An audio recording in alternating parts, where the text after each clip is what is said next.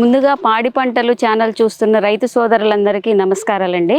నా పేరు సునీత. నేను ప్రాంతీయ వ్యవసాయ పరిశోధనా స్థానంలో సీనియర్ శాస్త్రవేత్తగా సస్య ప్రజనన విభాగంలో పనిచేస్తున్నాను. దాదాపు రబీ కాలము పూర్తి వస్తుంది కాబట్టి సార్వా కాలంలో రైతులకు ఏ రకాలు వేసుకోవాలో ముందుగా తెలుసుకుందాము.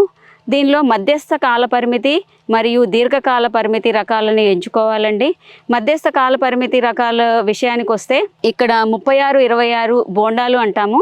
ఇది ఈస్ట్ గోదావరి జిల్లాల్లో ఎక్కువగా ప్రాముఖ్యత పొందింది.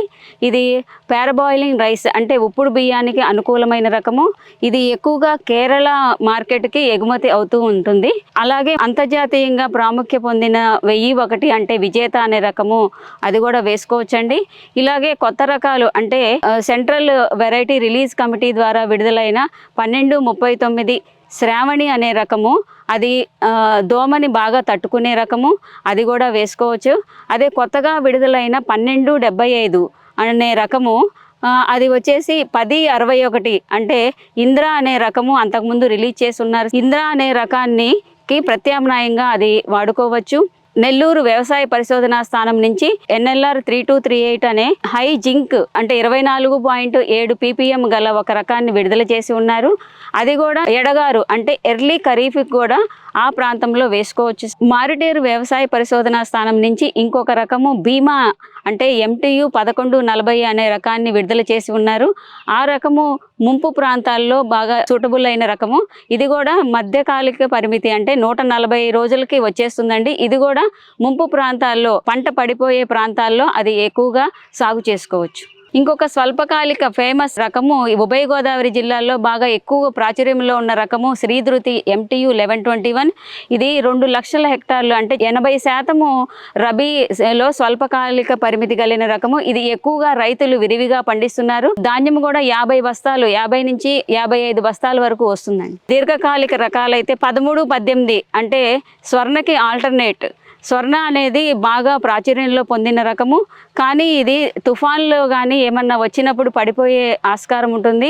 దానికి ప్రత్యామ్నాయంగా పడిపోని రకంగా 1318 అనే రకాన్ని విడుదల చేసి ఉన్నారు. ఈ 1318 ఇప్పటి వరకు 3 లక్షల హెక్టార్లలో కూడా సాగు అవుతూ ఉంది. ఇది చాలా పేరు పొందిన రకము 1318 అన్నది. ఇది కృష్ణా జిల్లా, అదే కాకుండా ఉభయ గోదావరి ఎక్కడైతే స్వర్ణ వేస్తున్నారో ఆ స్వర్ణకి ప్రత్యామ్నాయం రకము. ఇది అగ్గి తెగులు, దోమపోటు అన్ని కూడా తట్టుకుంటుందండి. స్వర్ణతోటి పోలిస్తే 1318కి కాస్ట్ ఆఫ్ కల్టివేషన్ చాలా తక్కువగా ఉంటుంది. ఎందుకంటే మీది పడిపోయినప్పుడు స్వర్ణని క్రాప్ హార్వెస్టర్ తోటి కొయ్యాలి అని అంటే చాలా గంటలు పడుతుంది. అదే ఇది పడిపోదు కాబట్టి దీనిలో మనకు దాని నుంచి కూడా మనము ఎక్కువగా కాస్ట్ ఆఫ్ కల్టివేషన్ తగ్గించుకోవచ్చు. దిగుబడి కూడా ఎక్కువ సామర్థ్యం కలిగిన రకము 1318. ఇంకొక విషయానికి వస్తే 1262 సన్న రకము, దీర్ఘకాలిక పరిమితి కలిగిన రకము, 150 రోజుల కాల పరిమితి కలిగింది. ఇది ఎక్కువగా గుంటూరు, ప్రకాశము మరియు కర్ణాటక రాష్ట్రాల్లో కూడా బాగా సాగవుతుంది. ఇది కూడా అన్నానికి అనుకూలమైన రకము, ఇది వేసుకోవచ్చు.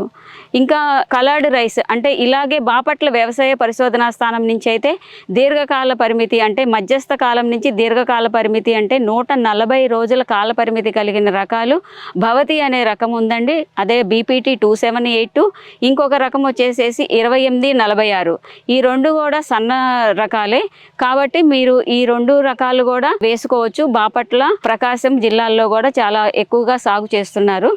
అలాగే బాపట్ల, ప్రకాశం జిల్లాల్లో అటు సైడ్ ఎక్కువగా ఉల్లికోడు ప్రాబ్లం ఉంటుంది కాబట్టి మినీ కిట్ల స్థాయిలో ఉన్న రకాలు రాగోలు వ్యవసాయ పరిశోధనా స్థానం నుంచి 7034, 7039 అనే రకాలని చిరుసంచి ప్రదర్శనలో ఉన్నాయండి. ఇవి ఈ 2 కూడా 140 నుంచి 145 రోజుల సన్నగింజ రకాలు కాబట్టి ఆ ప్రదేశాలకి ఎక్కడైతే ఉల్లికోడు సమస్య ఉందో ఆ ప్రదేశాలకి చాలా సూటబుల్ అయిన రకాలు. కొంచెంలో వేసుకొని టెస్ట్ చేసుకోవచ్చండి. ఇవి సన్నగింజ రకాలు. ఇంకొక రకం వచ్చేసేసి కొత్తగా 1281 ఉన్నదండి. అది కూడా మధ్యకాలిక పరిమిత కలిగిన రకాలు. కలర్డ్ రైస్ అని చెప్పేసి 2 ప్రత్యేక రకాలు ఉన్నాయండి. బాపట్ల నుంచి విడుదల చేసిన రకము ఒకటి 2841 బ్లాక్ రైస్ అంటాము. ఈ బ్లాక్ రైస్ అన్నది దీనిలో యాంటీ ఆక్సిడెంట్ యాక్టివిటీ ఎక్కువగా ఉంటుంది. జింక్, ఐరన్, ప్రోటీన్ కంటెంట్ కూడా ఎక్కువగా ఉంటాయి.